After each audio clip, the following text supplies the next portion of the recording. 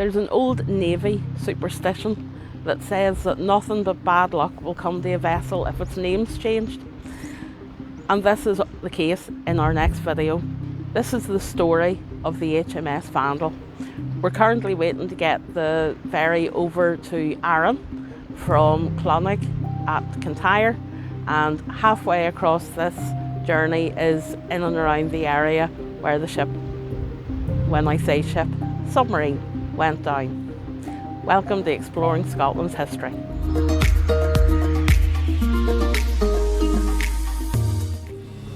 This, unfortunately, was the case for the HMS Vandal.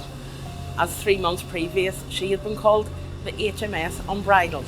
Fully fitted out, she left 𝔙𝔤𝔞𝔫 in 1943 in the February and headed up here to commence sea trials in the sheltered 𝔗𝔯𝔯𝔞𝔫.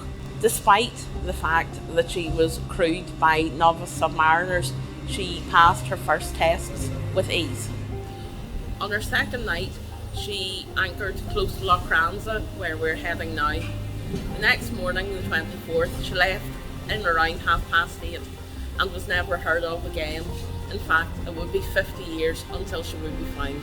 No one had reported her failure to return for 24 hours. Even if they had, it is unlikely that anyone could have been saved.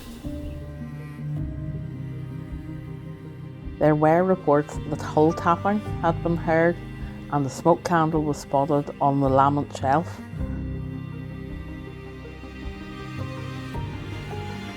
An oil patch was seen 2 miles northwest of 𝔗𝔯𝔯𝔞𝔫. The search command did not find the oil leak as something to be concerned about, so a further search did not happen, despite Churchill at the time demanding an inquiry.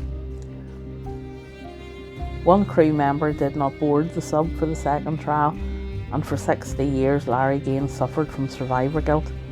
He had stayed on dry land suffering from an ear infection.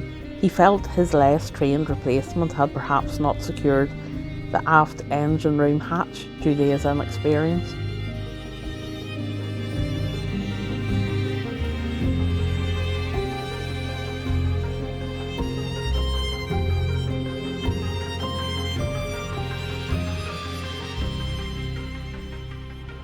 At least here at the 𝔗𝔯𝔯𝔞𝔫 Memorial, we can pay our respects to those that were lost that day.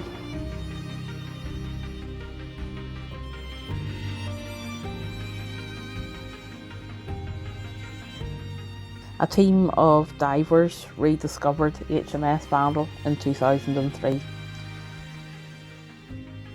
It was the location of the reported oil all those years ago that directed them straight to the sub. Despite Larry Gaines' concerns, his aft hatch was still secured.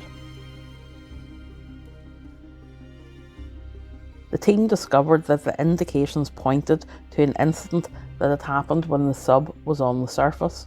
They suggested that inaccurate log maintenance could have led to her flooding. The forward hatch was open, so perhaps crew were attempting to escape, though no bodies washed ashore after the tragedy, so that may be unlikely.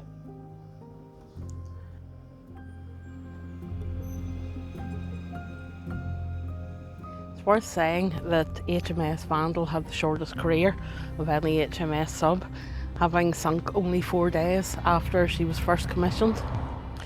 The truth may never be found, but that can't take away the loss of the 37 souls that day on the HMS Vandal.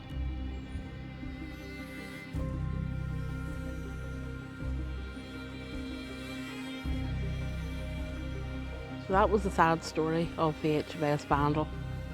If you enjoy the channel, please like, subscribe and leave a comment. It really helps the channel grow. You can catch me on my social media of the same name, Exploring Scotland's History, both Instagram and Facebook. Until next time, thank you for watching.